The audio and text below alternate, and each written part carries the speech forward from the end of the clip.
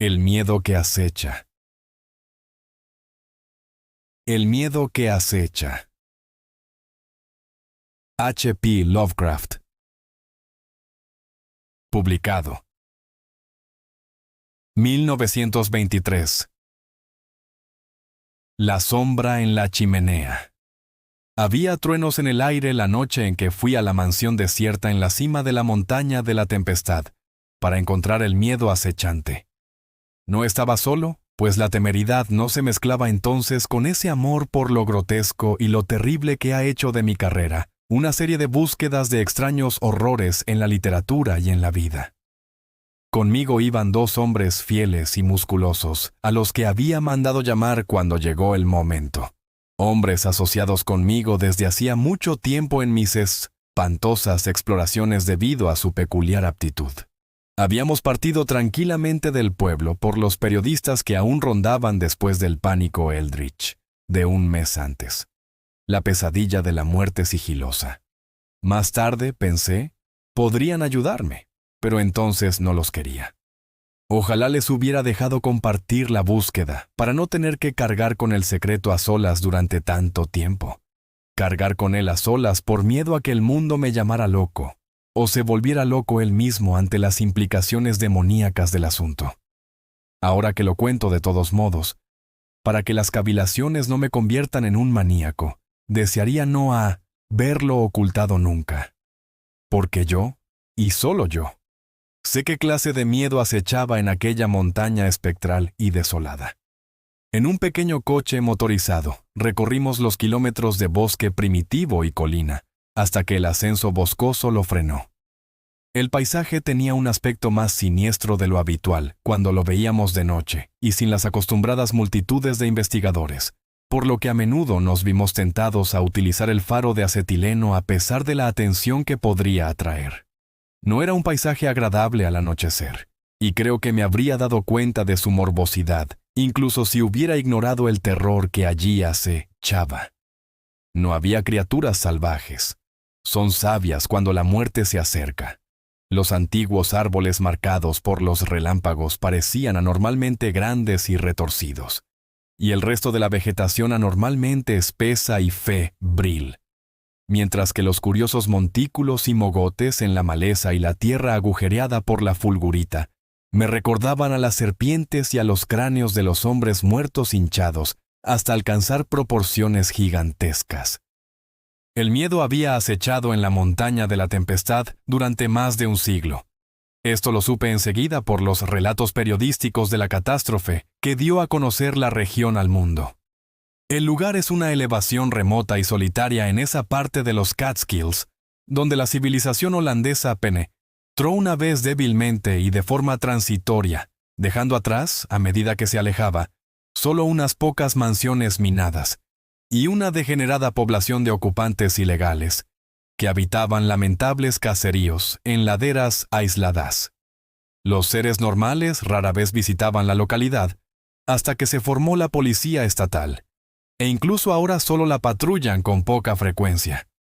El miedo, sin embargo, es una vieja tradición en todas las aldeas vecinas, ya que es un tema primordial en el simple discurso de los pobres mestizos que a veces salen de sus valles para intercambiar cestas tejidas a mano por necesidades primitivas que no pueden disparar, criar o hacer. El miedo acechante habitaba en la mansión Martens, rechazada y abandonada, que coronaba la alta pero gradual eminencia cuya propensión a las frecuentes tormentas eléctricas le dio el nombre de Montaña de la Tempestad. Durante más de 100 años, la antigua casa de piedra rodeada de árboles había sido objeto de historias increíblemente salvajes y monstruosamente horribles. Historias de una silenciosa y colosal muerte rastrera que acechaba en verano. Con una insistencia quejumbrosa, los ocupantes ilegales contaban historias de un demonio que se apoderaba de los caminantes solitarios al anochecer, llevándoselos o dejándolos en un espantoso estado de desmembramiento roído, mientras que a veces susurraban sobre rastros de sangre hacia la lejana mansión. Algunos decían que el trueno llamaba al miedo acechante a salir de su morada, mientras que otros decían que el trueno era su voz. Nadie fuera de los bosques había creído estas historias diversas y contradictorias, con sus descripciones incoherentes y extravagantes del demonio semidesconocido. Sin embargo, ningún granjero o aldeano dudaba de que la mansión martense estaba macabramente embrujada. La historia local prohibía tal duda, aunque los investigadores que habían visitado el edificio después de alguna historia especialmente vívida de los ocupantes ilegales, nunca encontraron pruebas fantasmales. Las abuelas contaban extraños mitos sobre el espectro de los Martens, mitos sobre la propia familia Martens, su extraña disimilitud hereditaria de ojos, sus largos y antinaturales anales, y el asesinato que la había maldecido. El terror que me llevó a la escena fue una repentina y portentosa confirmación de las leyendas más salvajes de los montañeses. Una noche de verano, después de una tormenta de una violencia sin precedentes, el campo se despertó con una estampida de ocupantes ilegales que no podía ser creada por una simple ilusión. Las lamentables multitudes de nativos chillaban y gemían por el innombrable horror que había descendido sobre ellos, y no se dudaba de ellos. No lo habían visto, pero habían oído tales gritos desde una de sus aldeas, que sabían que había llegado una muerte sigilosa. Por la mañana, los ciudadanos y las tropas estatales siguieron a los montañeses temblorosos hasta el lugar donde decían que había llegado la muerte. Efectivamente, la muerte estaba allí. El suelo bajo una de las aldeas de los ocupantes ilegales se había derrumbado tras el impacto de un rayo, destruyendo varias de las malolientes chabolas. Pero a estos daños materiales se superponía una devastación orgánica que los hacía insignificantes. De unos posibles 75 nativos que habían habitado este lugar, no se veía ni un solo individuo vivo. La tierra desordenada estaba cubierta de sangre y restos humanos que mostraban con demasiada claridad los estragos de los dientes y las garras del demonio. Sin embargo, ningún rastro visible se alejaba de la carnicería. Todo el mundo estuvo de acuerdo en que la causa debía ser un animal espantoso, y ninguna lengua reavivó la acusación de que esas muertes crípticas eran simplemente los sórdidos asesinatos comunes en las comunidades decadentes. Esa acusación solo se reavivó cuando se encontró que faltaban unos 25 muertos de la población estimada. E incluso entonces era difícil explicar el asesinato de 50 de la mitad de ese número. Pero el hecho era que en una noche de verano, un rayo había salido del cielo y había dejado un pueblo muerto cuyos cadáveres estaban horriblemente destrozados, masticados y con garras. La exaltada población rural relacionó inmediatamente el horror con la mansión embrujada de Martens, aunque las localidades estaban a más de 3 millas de distancia. Los soldados se mostraron más escépticos, yendo a la mansión solo de forma casual en sus investigaciones, y dejándola de lado cuando la encontraron completamente desierta. La gente del campo y de la aldea, sin embargo, sondeó el lugar con infinito cuidado, volcando todo lo que había en la casa, sondeando estanques y arroyos, derribando arbustos y saqueando los bosques cercanos. Todo fue en vano. La muerte que había llegado no había dejado más rastro que la propia destrucción. Al segundo día de la búsqueda, el asunto fue tratado en su totalidad por los periódicos, cuyos reporteros recorrieron la montaña de la tempestad. Lo describieron con mucho detalle y con muchas entrevistas para dilucidar la historia del horror contada por las abuelas del lugar. Al principio seguí los relatos con languidez, pues soy un conocedor de los horrores. Pero al cabo de una semana detecté una atmósfera que me conmovió extrañamente, de modo que el 5 de agosto de 1921 me inscribí entre los reporteros que abarrotaban el hotel de Leffers Corners, el pueblo más cercano a la montaña de la tempestad y reconocida sede de los buscadores. 3 semanas más, y la dispersión de los reporteros me dejó libre para iniciar una terrible exploración, basada en las minuciosas indagaciones y prospecciones con las que me había ocupado mientras tanto. Así que en esta noche de verano, mientras retumbaban truenos lejanos. Dejé un silencioso automóvil y subí con 2 compañeros armados los mostramos, cubiertos de montículos de la montaña de la tempestad, lanzando los rayos de una antorcha eléctrica sobre las espectrales paredes grises que empezaban a aparecer a través de gigantescos robles por delante.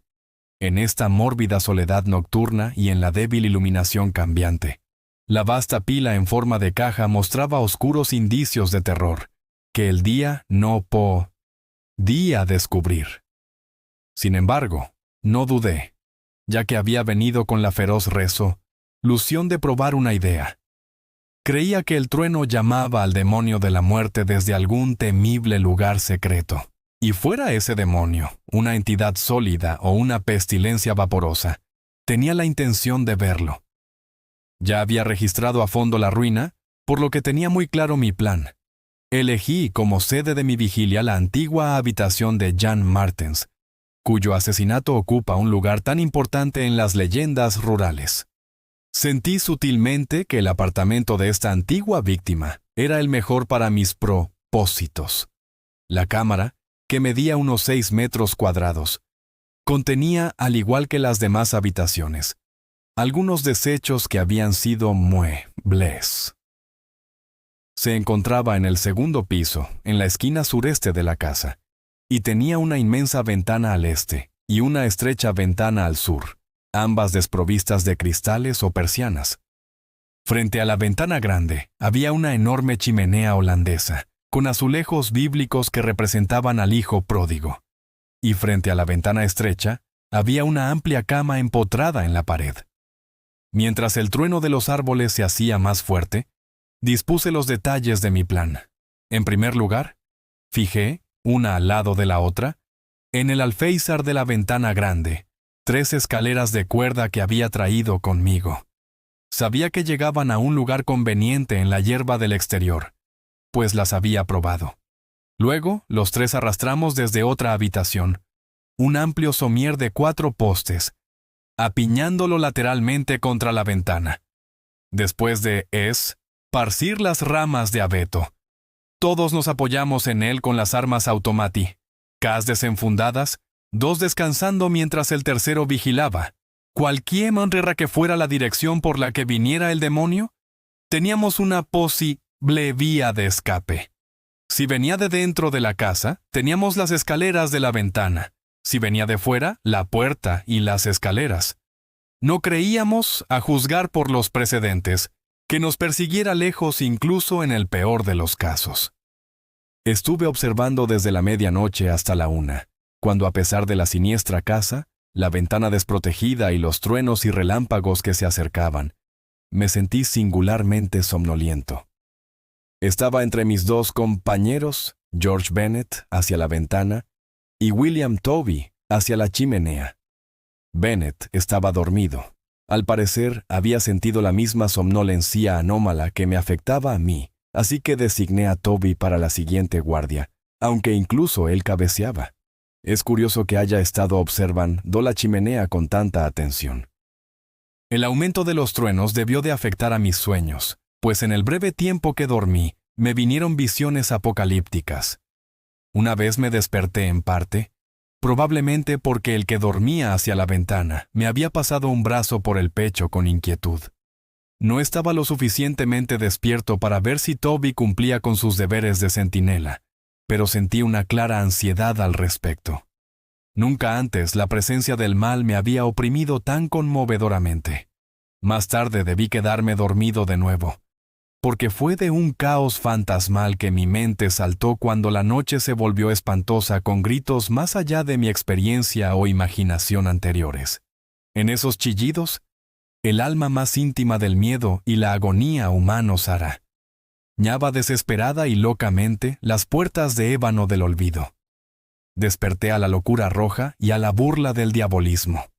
A medida que más, y más allá de las vistas inconcebibles, esa angustia fóbica y cristalina retrocedía y reverberaba. No había luz, pero supe por el espacio vacío a mi derecha que Toby se había ido. Solo Dios sabía a dónde. Sobre mi pecho aún yacía el pesado brazo del durmiente a mi izquierda.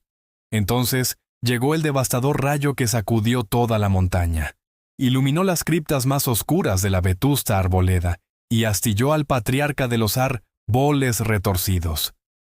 En el destello demoníaco de una monstruosa bola de fuego, el durmiente se levantó súbitamente, mientras el resplandor del otro lado de la ventana arrojaba su sombra vívidamente sobre la chimenea, de la que mis ojos nunca se habían apartado. Que todavía esté vivo y cuerdo es una maravilla que no puedo comprender. No puedo comprenderlo, porque la sombra de la chimenea no era la de George Bennet, ni la de ninguna otra criatura humana, sino una anormalidad blasfema procedente de los cráteres más profundos del infierno, una abominación sin nombre ni forma que ninguna mente podría comprender plenamente y ninguna pluma describir siquiera parcialmente. En un segundo más, estaba solo en la mansión maldita, temblando y farfullando. George Bennet y William Toby no habían dejado ningún rastro, ni siquiera de lucha. Nunca más se supo de ellos. Capítulo 2. Un transeúnte en la tormenta. Durante días, después de aquella horrible experiencia en la mansión asolada por el bosque, permanecí nervioso y agotado en la habitación de mi hotel en Lefferts Corners. No recuerdo exactamente cómo me las arreglé para llegar al coche, arrancarlo y deslizarme sin ser observado de vuelta al pueblo, pues no conservo ninguna impresión clara, salvo la de árboles titanes de brazos salvajes, murmullos demoníacos de truenos y sombras caronianas sobre los montículos bajos que salpicaban y rayaban la región. Mientras temblaba y meditaba sobre la proyección de aquella sombra que me hacía estallar el cerebro, supe que por fin había descubierto uno de los horrores supremos de la tierra.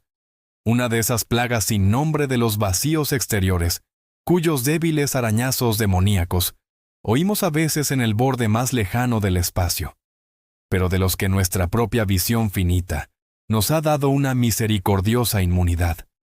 La sombra que había visto apenas me atrevía a analizarla o identificarla.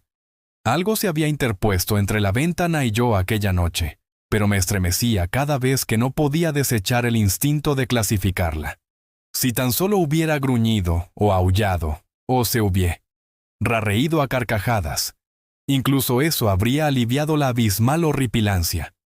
Pero estaba tan silencioso. Había apoyado un pesado brazo o pata delantera en mi pecho. Evidentemente era orgánico, o lo había sido alguna vez. Jan Martens, cuya habitación había invadido, estaba enterrado en el cementerio cerca de la mansión. Debo encontrar a Bennet y a Toby, si es que vivían. ¿Por qué los había escogido a ellos? Y me había dejado a mí para el final. La somnolencia es tan sofocante, y los sueños son tan horribles. En poco tiempo me di cuenta de que debía contar mi historia a alguien o desmoronarme por completo. Ya había decidido no abandonar la búsqueda del miedo acechante, pues en mi precipitada ignorancia me parecía que la incertidumbre era peor que la aclaración, por terrible que ésta resultara. En consecuencia, resolví en mi mente el mejor curso a seguir, a quién seleccionar para mis confidencias, y cómo rastrear la cosa que había borrado a dos hombres y proyectado una sombra de pesadilla. Mis principales conocidos en Lefferts Corners habían sido los afables porteros, de los que aún quedaban varios para recoger los últimos ecos de la tragedia. De entre ellos decidí elegir un colega, y cuanto más reflexionaba, más se inclinaba mi preferencia por un tal Arthur Munro, un hombre morreno y delgado de unos 35 años, cuya educación, gusto, inteligencia y temperamento parecían marcarlo como alguien no ligado a las ideas y experiencias convencionales. Una tarde de principios de septiembre, Arthur Munro escuchó mi historia. Desde el principio me di cuenta de que estaba interesado y era comprensivo, y cuando terminé analizó y discutió el asunto con la mayor sagacidad y criterio. Su consejo, además, fue eminentemente práctico, pues recomendó posponer las operaciones en la mansión Martens hasta que pudiéramos fortalecernos con datos históricos y geográficos más detallados. Por iniciativa suya, buscamos en el campo información sobre la terrible familia martense y descubrimos a un hombre que poseía un diario ancestral maravillosamente esclarecedor. También hablamos largo y tendido con los mestizos de la montaña que no habían huido del terror y la confusión a laderas más remotas, y la pendiente volvió a buscar guaridas y cuevas, pero todo sin resultado. Sin embargo, como ya he dicho, nuevos y vagos temores se cernían amenazantes sobre nosotros, como si gigantescos grifos con alas de murciélago se asomaran a los golfos transcósmicos. A medida que avanzaba la tarde, se hacía cada vez más difícil ver, y oímos el estruendo de una tormenta eléctrica que se acumulaba sobre la montaña de la tempestad. Este sonido, en una localidad como esta, nos agitó naturalmente, aunque menos de lo que lo hubiera hecho por la noche. Así las cosas. Esperábamos desesperadamente que la tormenta durara hasta bien entrada la noche, y con esa esperanza nos desviamos de nuestra búsqueda sin rumbo en la ladera hacia la aldea habitada más cercana, para reunir un grupo de ocupantes ilegales que nos ayudaran en la investigación. Aunque eran tímidos, algunos de los hombres más jóvenes se sintieron lo suficientemente inspirados por nuestro liderazgo protector como para prometer dicha ayuda. Sin embargo, apenas habíamos dado la vuelta cuando cayó una lluvia torrencial tan cegadora que el refugio se hizo imperativo. La extrema y casi nocturna oscuridad del cielo nos hizo retroceder mucho, pero guiados por los frecuentes destellos de los relámpagos y por nuestro minucioso conocimiento de la aldea, pronto llegamos a la cabaña menos permeable del lugar, una combinación heterogénea de troncos y tablas, cuya puerta aún existente y una única y diminuta ventana daban a Maple Hill. Cerrando la puerta tras nosotros contra la furia del viento y la lluvia, colocamos el tosco postigo de la ventana que nuestras frecuentes búsquedas nos habían enseñado a encontrar. Era lúgubre estar allí sentados en cajas desvencijadas en la oscuridad total, pero fumábamos en pipa y de vez en cuando encendíamos nuestras lámparas de bolsillo. De vez en cuando podíamos ver los relámpagos a través de las grietas de la pared. La tarde era tan increíblemente oscura que cada destello era extremadamente vívido. La tormentosa vigilia me recordó estremecedoramente mi espantosa noche en la montaña de la tempestad. Mi mente volvió a la extraña pregunta que se repetía desde que ocurrió la pesadilla. Y de nuevo me pregunté por qué el demonio, acercándose a los tres vigilantes desde la ventana o desde el interior, había empezado por los hombres de cada lado y había dejado al del medio hasta el último, cuando la titánica bola de fuego lo había espantado. ¿Por qué no había tomado sus víctimas en orden natural, conmigo mismo, en segundo lugar, desde cualquier dirección que se hubiera acercado? ¿Con qué clase de tentáculos de largo alcance hacía presa? ¿O es que sabía que yo era el líder y me reservaba un destino peor que el de mis compañeros? En medio de estas reflexiones, como si se hubiera dispuesto dramáticamente para intensificarlas, cayó cerca un tremendo rayo seguido del sonido de la tierra deslizándose. Al mismo tiempo, el viento lobuno se elevó a crescendos endemoniados de ululación.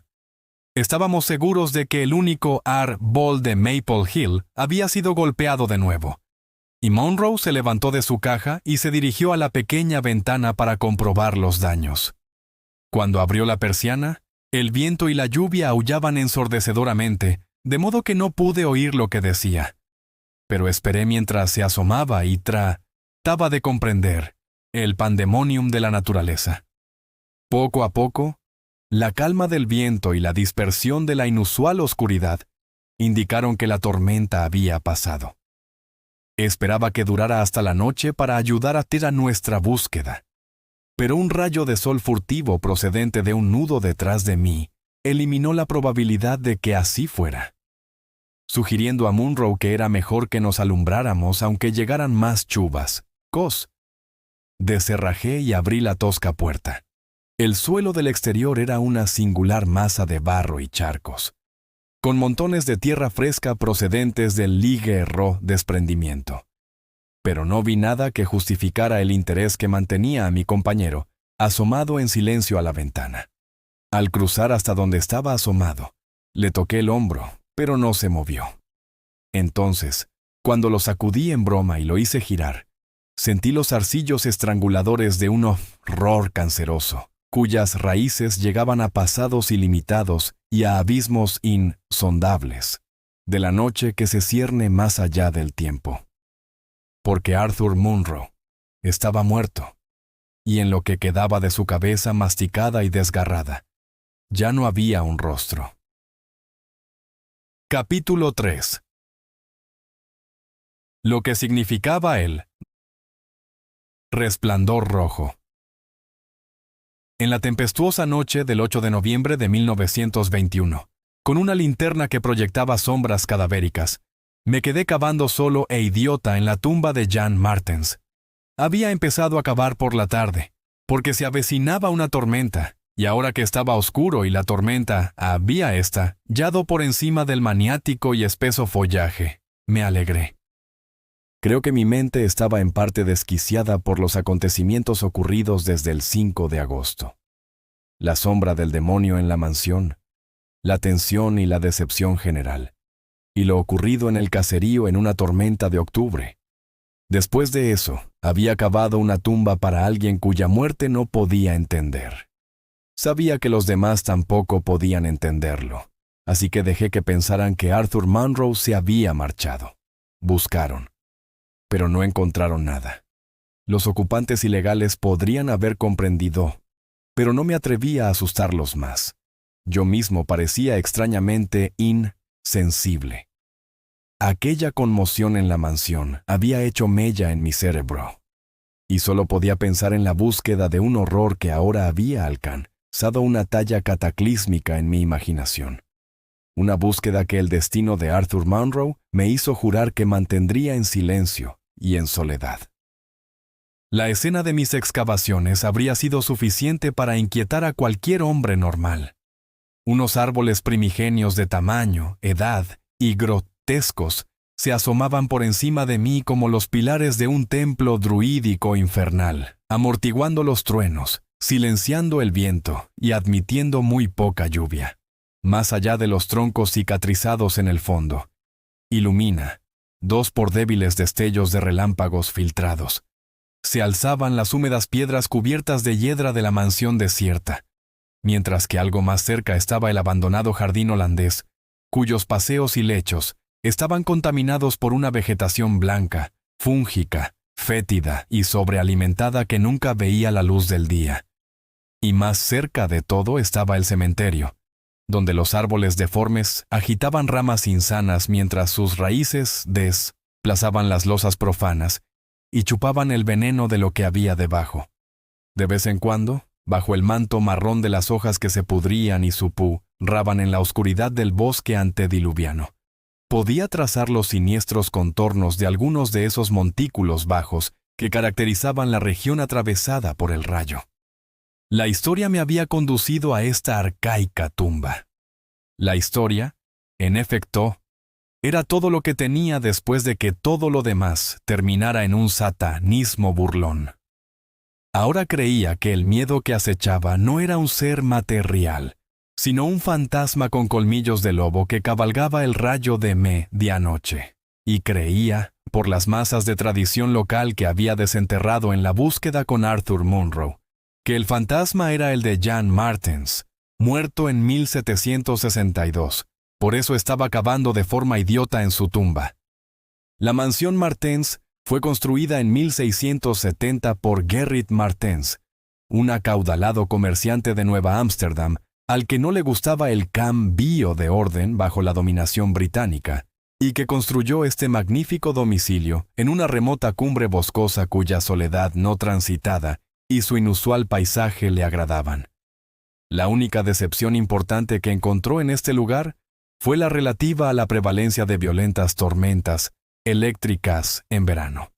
Cuando eligió la colina y construyó su mansión, Mynheer Martens había atribuido estos frecuentes estallidos naturales a alguna peculiaridad del año, pero con el tiempo se dio cuenta de que la localidad era especialmente propensa a tales fenómenos.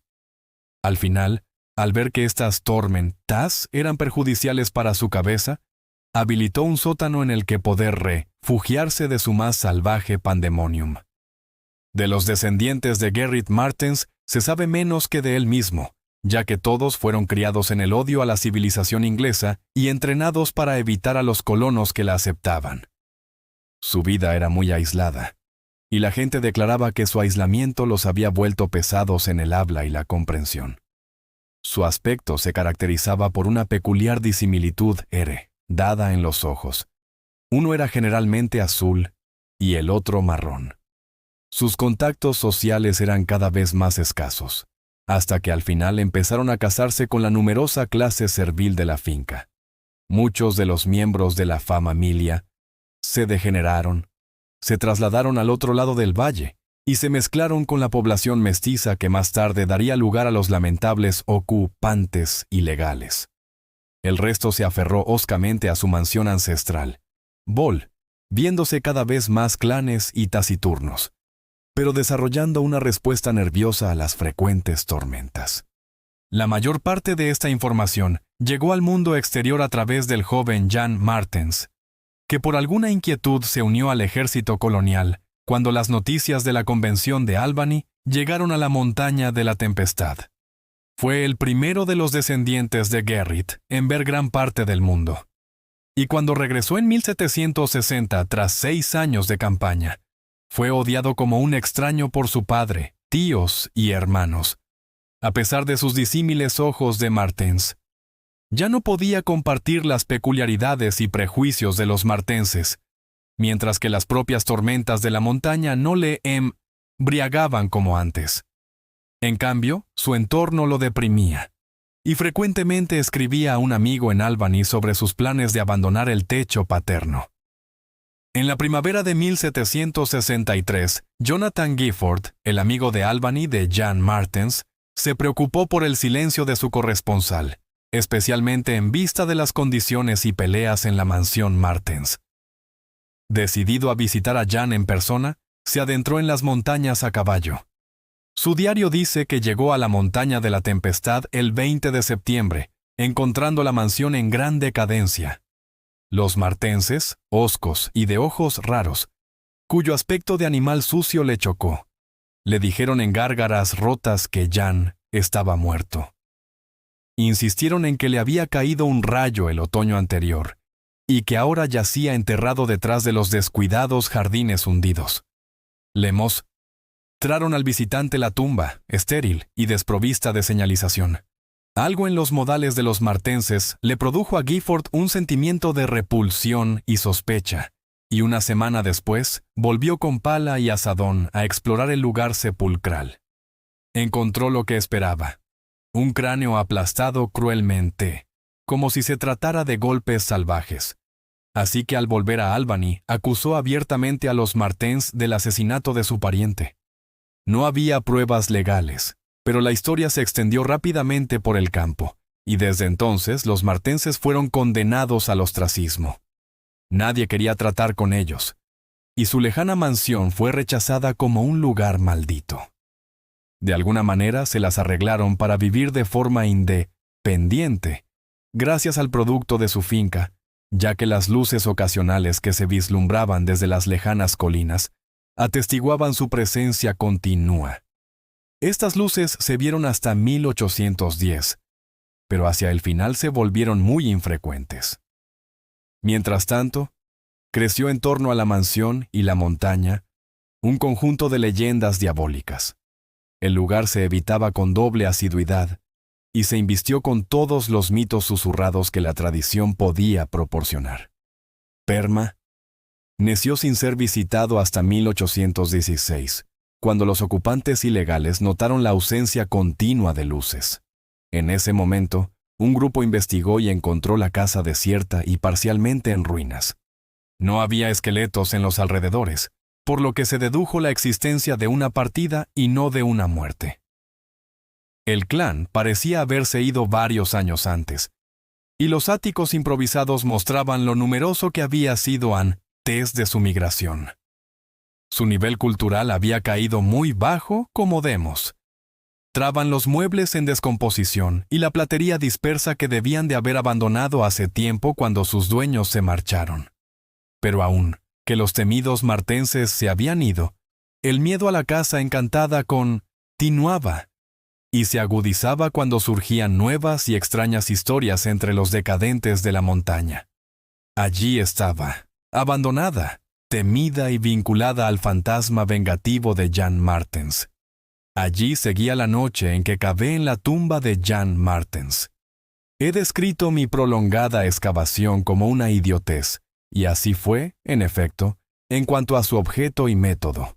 El féretro de Jan Martens había sido desenterrado rápidamente, ahora solo contenía polvo y salitre. Pero en mi furia por exhumar su fantasma, profundicé irracional y torpemente debajo de donde había yacido. Dios sabe qué esperaba encontrar. Solo sentí que estaba cavando en la tumba de un hombre cuyo fantasma acechaba de noche. Es imposible decir a qué monstruosa profundidad había llegado cuando mi pala, y pronto mis pies, rompieron el suelo. El acontecimiento, dadas las circunstancias, fue tremendo, pues en la existencia de un espacio subterráneo, aquí, mis locas teorías tenían una terrible confirmación. Mi leve caída había apagado la linterna, pero saqué una lámpara eléctrica de bolsillo y vi el pequeño túnel horizontal que se alejaba indefinidamente en ambas direcciones. Era lo suficientemente grande como para que un hombre pudiera escurrirse por él. Y aunque ninguna persona en su sano juicio lo hubiera intentado en aquel momento, olvidé el peligro, la razón y la limpieza en mi fiebre por desenterrar el miedo que me acechaba. Eligiendo la dirección hacia la casa, me metí temerariamente en la estrecha madriguera, avanzando ciega y rápidamente, y encendiendo muy pocas veces la lámpara que tenía delante. ¿Qué lenguaje puede describir el espectáculo de un hombre perdido en una tierra infinitamente abismal, dando zarpazos, retorciéndose, resollando, revolviéndose enloquecido a través de las circunvoluciones hundidas de una negrura inmemorial, sin una idea de tiempo, seguridad, dirección u objeto definido? Hay algo horrible en ello, pero eso es lo que hice. Lo hice durante tanto tiempo que la vida se desvaneció hasta convertirse en un recuerdo lejano. Y me convertí en uno con los topos y las larvas de las profundidades nocturnas. De hecho, fue solo por accidente que, tras interminables retorcimientos, encendí mi olvidada lámpara eléctrica, de modo que brilló inquietantemente a lo largo de la madriguera de marga apelmazada que se extendía y curvaba por delante.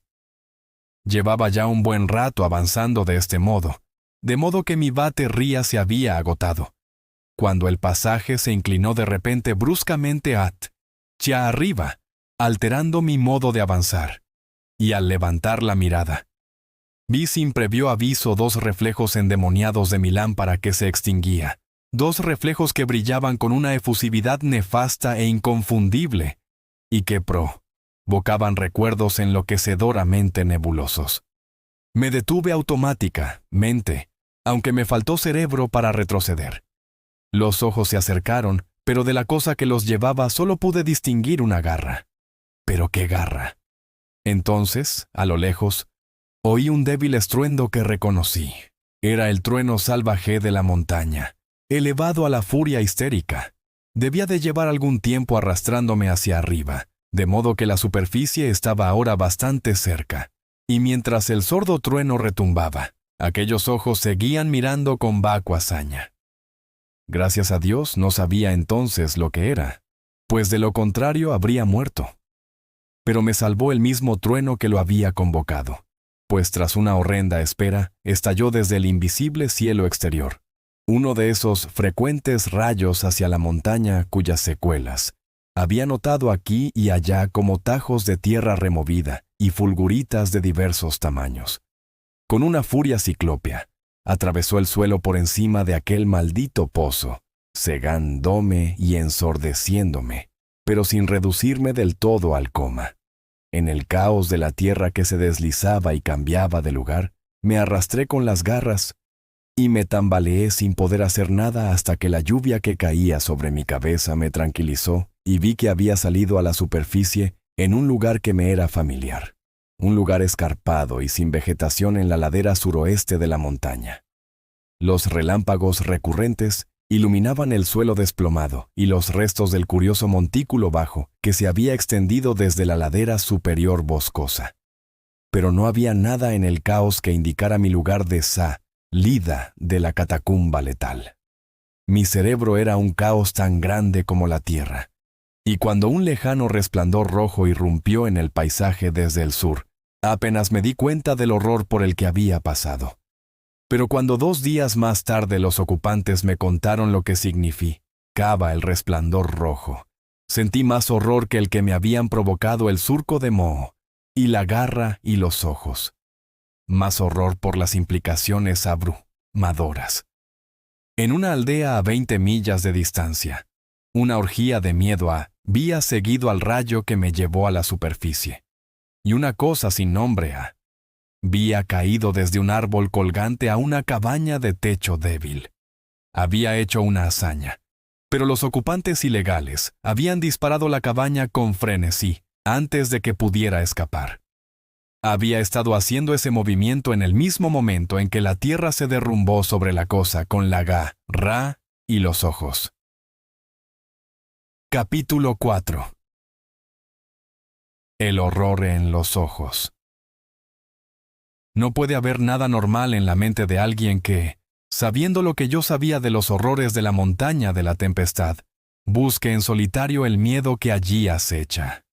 El hecho de que al menos 2 de las personificaciones del miedo fueran destruidas no constituía más que una ligera garantía de seguridad mental y física en este aqueronte de diabolismo multiforme. Sin embargo, continué mi búsqueda con un celo aún mayor, a medida que los acontecimientos y las revelaciones se volvían más monstruosos. Cuando, 2 días después de mi espantoso arrastre a través de aquella cripta de los ojos y la garra, supe que una cosa se había cernido malignamente a 20 millas de distancia en el mismo instante en que los ojos me miraban, experimenté virtuales convulsiones de espanto. Pero ese miedo estaba tan mezclado con el asombro y la grotesca seducción que era casi una sensación agradable. A veces, en la agonía de una pesadilla, cuando los poderes invisibles le hacen a uno girar sobre los tejados de extrañas ciudades muertas hacia el abismo sonriente de Nice, es un alivio e incluso un placer gritar salvajemente y lanzarse voluntariamente junto con el horrible vórtice de la perdición onírica a cualquier abismo sin fondo que pueda bostezar. Y así fue con la pesadilla andante de la montaña de la tempestad. El descubrimiento de que 2 monstruos habían rondado el lugar me dio finalmente un loco deseo de sumergirme en la misma tierra de la región maldita, y con las manos desnudas desenterrar la muerte que asomaba de cada centímetro del suelo venenoso. Tan pronto como me fue posible, visité la tumba de Jan Martens y cavé en vano donde había cavado antes. Algún derrumbe extenso había borrado todo rastro del pasaje subterráneo, mientras que la lluvia había arrastrado tanta tierra hacia la excavación que no pude saber a qué profundidad había cavado aquel otro día. También hice un difícil viaje a la lejana aldea, donde se había quemado a la criatura de la muerte, y no obtuve mucha recompensa por mis esfuerzos. Entre las cenizas de la fatídica cabaña encontré varios huesos, pero aparentemente ninguno del monstruo. Los ocupantes de la cabaña dijeron que la criatura solo había tenido una víctima. Pero en esto juzgué que eran inexactos, ya que además del cráneo completo de un ser humano, había otro fragmento óseo que parecía haber pertenecido ciertamente a un cráneo humano en algún momento. Aunque se había visto la rápida caída del monstruo, nadie podía decir cómo era la criatura. Los que la habían vislumbrado la llamaban simplemente Diablo. Al examinar el gran árbol en el que había acechado, no pude distinguir ninguna marca distintiva. Intenté encontrar algún rastro en el bosque negro, Pero en esta ocasión no pude soportar la visión de aquellos troncos mórbidamente grandes, ni de aquellas vastas raíces en forma de serpiente, que se retorcían tan malévolamente antes de hundirse en la tierra. Mi siguiente paso fue reexaminar con cuidado microscópico la aldea de Cierta, donde la muerte había llegado con mayor abundancia, y donde Arthur Monroe había visto algo que nunca vivió para describir. Aunque mis vanas búsquedas anteriores habían sido excesivamente minuciosas, ahora tenía nuevos datos que comprobar, pues mi horrible rastreo de tumbas me convenció de que al menos una de las fases de la monstruosidad había sido una criatura subterránea. Esta vez, el 14 de noviembre, mi búsqueda se centró sobre todo en las laderas de la montaña del Cono y de la colina del Arce, desde donde se domina la desafortunada aldea, y presté especial atención a la tierra suelta de la región de los desprendimientos en esta última eminencia.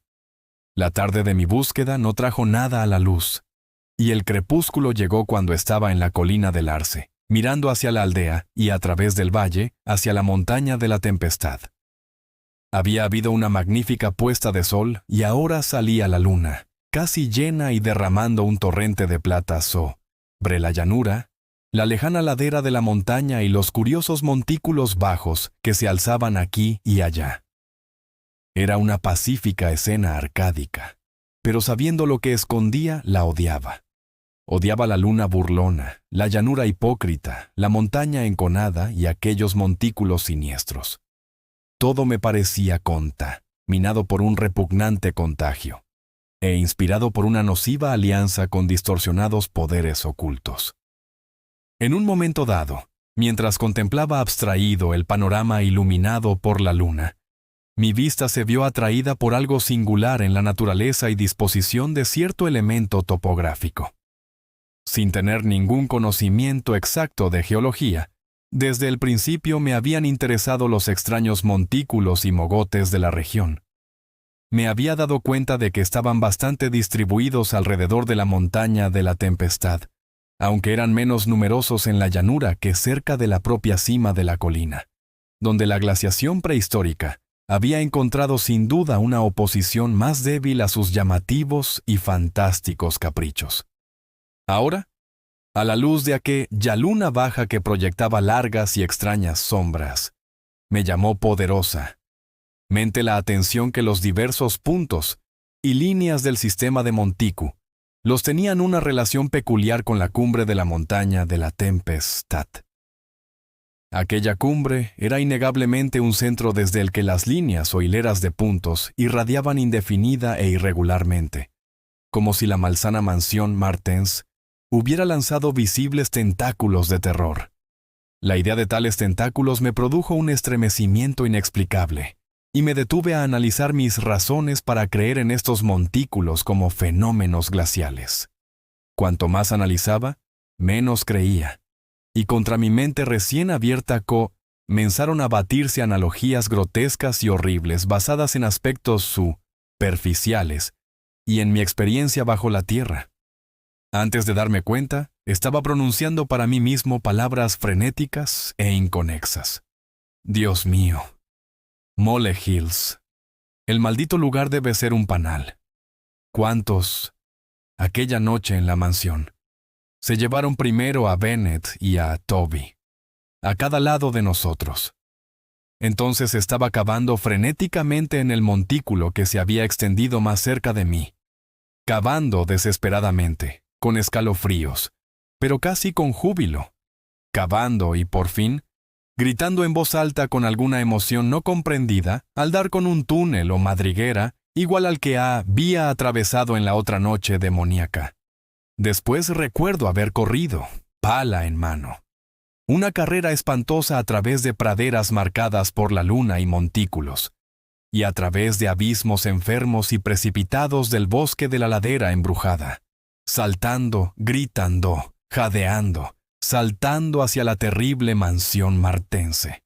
Recuerdo haber cavado sin razón en todos los rincones del sótano, lleno de zarzas, cavar para encontrar el núcleo y el centro de aquel maligno universo de montículos, Y luego, recuerdo cómo me reí cuando tropecé con el pasadizo. El agujero en la base de la vieja chimenea, donde crecía la espesa maleza y proyectaba extrañas sombras a la luz de la solitaria vela que casualmente va conmigo. No sabía qué era lo que aún quedaba en aquella colmena infernal, acechando y esperando que el trueno lo despertara. Habían matado a 2.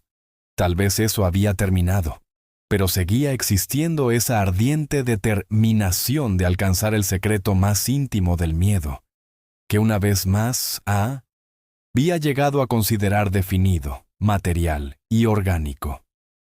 Mi indecisa especulación sobre si explorar el pasaje solo e inmediatamente con mi linterna de bolsillo o tratar de reunir un grupo de ocupantes ilegales para la búsqueda, se vio interrumpida al cabo de un rato por una repentina ráfaga de viento procedente del exterior que apagó la vela y me dejó en la más absoluta oscuridad. La luna ya no brillaba a través de los resquicios y aberturas que había sobre mí, y con una sensación de fatídica alarma, oí el siniestro y significativo estruendo de un trueno que se acercaba. Una confusión de ideas asociadas se apoderó de mi cerebro, llevándome a tientas hacia el rincón más lejano del sótano. Mis ojos, sin embargo, nunca se apartaron de la horrible abertura en la base de la chimenea, y empecé a vislumbrar los ladrillos que se desmoronaban, y la maleza malsana mientras los débiles resplandores de los relámpagos penetraban en la maleza del exterior e iluminaban los resquicios de la pared superior. Cada segundo me consumía una mezcla de miedo y curiosidad. ¿Qué llamaría la tormenta? ¿O qué daba algo que pudiera llamar? Guiado por un relámpago, me acomodé tras de un denso grupo de vegetación, a través del cual podía ver la abertura sin ser visto.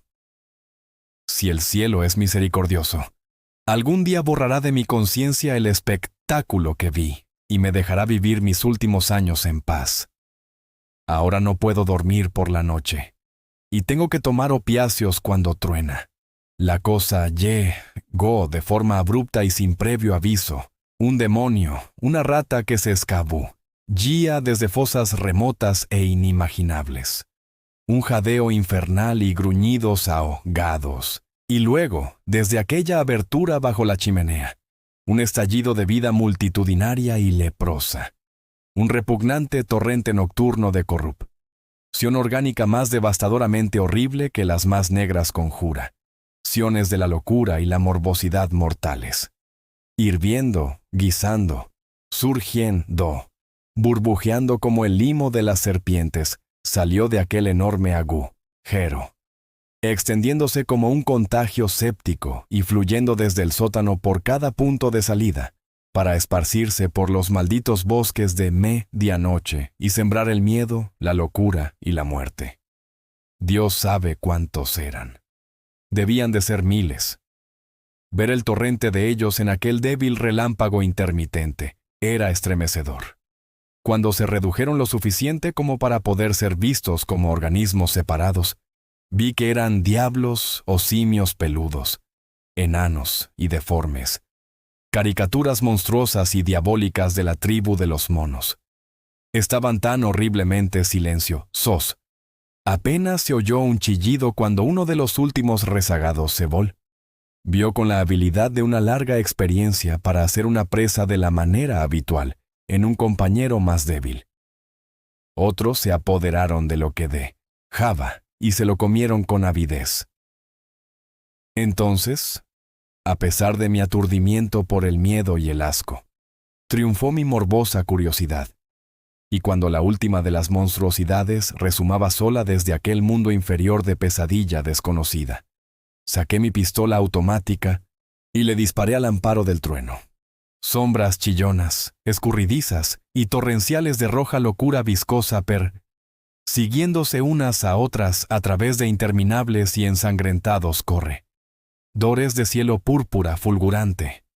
Fantasmas sin forma y mutaciones caleidoscópicas de una escena macabra y recordada. Bosques de monstruosos robles sobrealimentados con raíces de serpiente, que se retuercen y chupan jugos innombrables de una tierra verminosa, con millones de demonios caníbales, tentáculos como montículos que tantean desde núcleos subterráneos de perversión polipoidea, rayos de mentes sobre malignos muros de hiedra y arcadas demoníacas ahogadas con vegetación fúngica. Agradezca el cielo el instinto que me llevó inconsciente a los lugares donde habitan los hombres, a la pacífica aldea que dormía bajo las tranquilas estrellas de los cielos despejados. Me había recuperado lo suficiente en una semana como para enviar a Al-Bani una cuadrilla de hombres que volaran con dinamita la mansión Martense y toda la cima de la montaña de la tempestad, taparan todos los túmulos descubiertos y destruyeran ciertos árboles sobrealimentados, cuya sola existencia parecía un insulto a la cordura. Pude dormir un poco después de que hicieran esto, pero el verdadero descanso nunca llegará mientras recuerde ese secreto sin nombre del miedo acechante. La cosa me perseguirá, porque ¿quién puede decir que el exterminio es completo y que no existen fenómenos análogos en todo el mundo? ¿Quién puede, con mis conocimientos, pensar en las cavernas desconocidas de la Tierra sin un temor pesadilles, cual las posibilidades futuras? No puedo ver un pozo o una boca de metro sin estremecerme. ¿Por qué los médicos no pueden darme algo que me haga dormir o calmar de verdad mi cerebro cuando truena? Lo que vi en el resplandor de la linterna después de disparar al inefable objeto rezagado fue tan simple que transcurrió casi un minuto antes de que comprendiera y delirara. El objeto era nauseabundo, una sucia cosa blanquecina de gorila con afilados colmillos amarillos y pelaje enmarañado. Era el último producto de la degeneración mamífera, el espantoso resultado del desove aislado, la multiplicación y la nutrición caníbal por encima y por debajo de la tierra. La encarnación de todo el gruñido y el caos y el miedo son riente que acechan a la vida. Me había mirado mientras moría, y sus ojos tenían la misma extraña cualidad que marcaban aquellos otros ojos que me habían mirado fijamente bajo tierra y excitaban recuerdos turbios. Un ojo era azul, el otro marrón. Eran los disímiles ojos de Martens de las viejas leyendas, y supe en un cataclismo inundante de horror sin voz lo que había sido de aquella familia desaparecida, la terrible y enloquecida casa de Martens. Gracias por escuchar este audiolibro en tu canal Crímenes del Alma.